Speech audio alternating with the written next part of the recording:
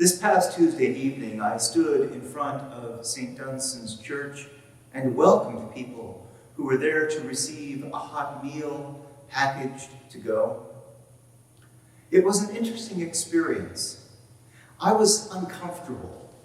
I kept feeling the urge to leave, to go inside, maybe do some work in my office. I don't know exactly why I was uncomfortable there, but I was. And it took a real effort to stay.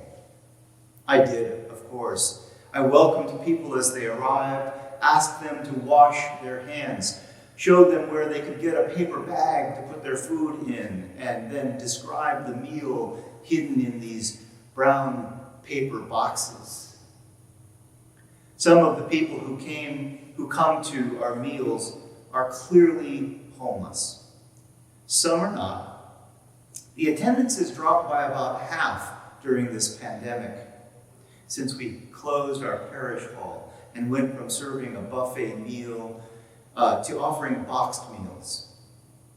We were talking about that on Tuesday, and we thought that the people come as much for the fellowship and community as for the food. We agreed that we all miss the sound of happy voices filling the room, people talking and laughing and eating together. That is abundant life. Where are we supposed to find abundance in this pandemic? What is abundant life in these circumstances? The gospel reading from John is a real puzzle to me. I love the last line when Jesus says, "I came that they may have life and have it abundantly." But what is all that talk of thieves and killing and destroying? Jesus says, "All who came before me are bandits, but the sheep did not listen to them. I am the gate. Whoever enters by me will be saved and will come in and go out and find pasture. The thief comes only to steal and kill and destroy. I came that they may have life and have it abundantly." I don't know who or what this thief is that Jesus talks about. Clearly, he's speaking metaphorically. What we do know is that there is a sharp contrast between Jesus, the Christ, who opens the way in and out to God's kingdom and to pasture, and the thief who comes to kill, steal, and destroy. The contrast and the conflict are ugly and uncomfortable. I was tempted as I sat down to write this sermon to skip all the stuff about thieves and killing and destroying and just preach about abundant life. But what does abundant life look like during this pandemic?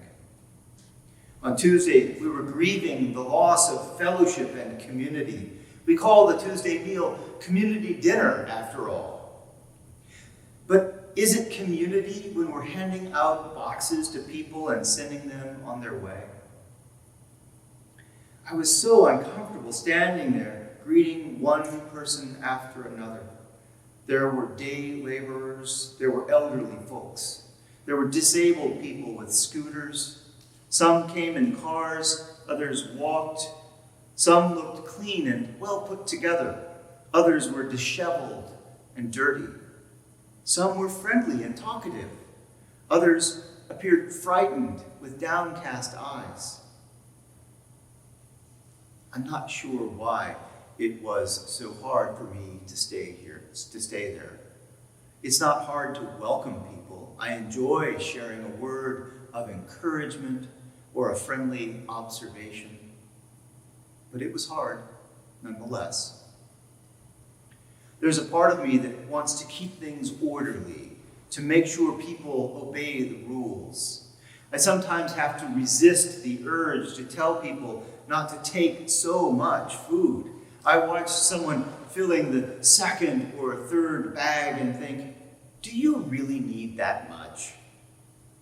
It's a lot like the feeling I had watching my brother fill a plate with spaghetti, so much spaghetti that it looked like it would just spill over the edges of the plate. Maybe that voice of judgment is part of what makes me uncomfortable. I don't know. I don't say anything. I mean, we put the food out there for people to take it and be fed. Anything left over is going into the compost bin. About half an hour before we started the meal service this week, I went out into the parking lot to take a picture of the tables in front of the church, piled high with boxed food.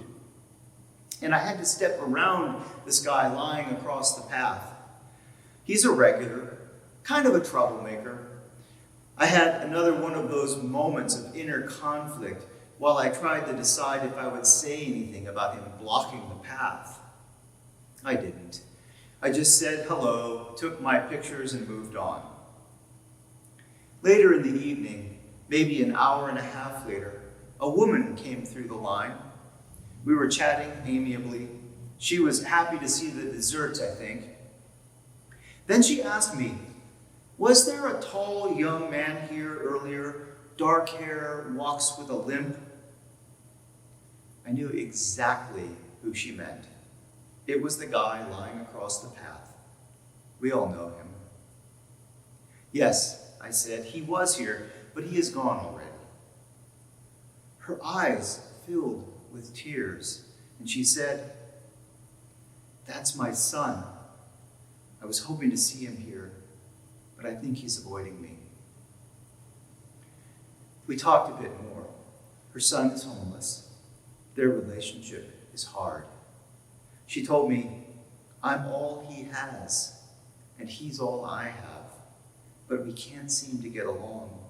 The conversation is always the same." It was heartbreaking and oh so familiar. On a hunch, I asked if she had heard of NAMI, the National Alliance on Mental Illness. She had not, so I told her, "These are people who have been where you are and where your son is. And their mission is to help people like you and your son." Her eyes were brimming with tears again, and she said, "I always wondered if mental illness could be a part of my son's problem, or if there could be some kind of help for us." It was heartbreaking, really. So I went inside and printed the contact info for the local Seattle NAMI chapter. She gratefully took it, saying, "I knew there was a reason to come here today." I asked her to come back next week and let me know what happens. Then she left, and I went back to managing the line, welcoming and guiding people, a little uncomfortable, just like before. Maybe that is what abundant life looks like.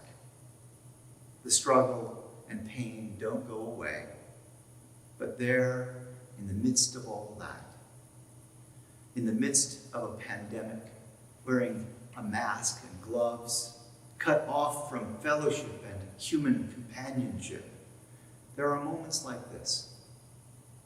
Moments of connection made all the more precious by our isolation.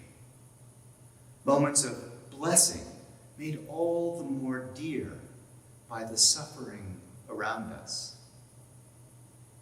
I think the psalmist knew this when she wrote Psalm 23. "The Lord is my shepherd, I shall not be in want. He makes me lie down in green pastures and leads me beside still waters. He revives my soul and guides me along right pathways for his name's sake. Though I walk through the valley of the shadow of death, I shall fear no evil, for you are with me. Your rod and your staff, they comfort me. You spread a table before me in the presence of those who trouble me. You have anointed my head with oil, and my cup is running over. Surely your goodness and mercy shall follow me all the days of my life, and I will dwell in the house of the Lord forever.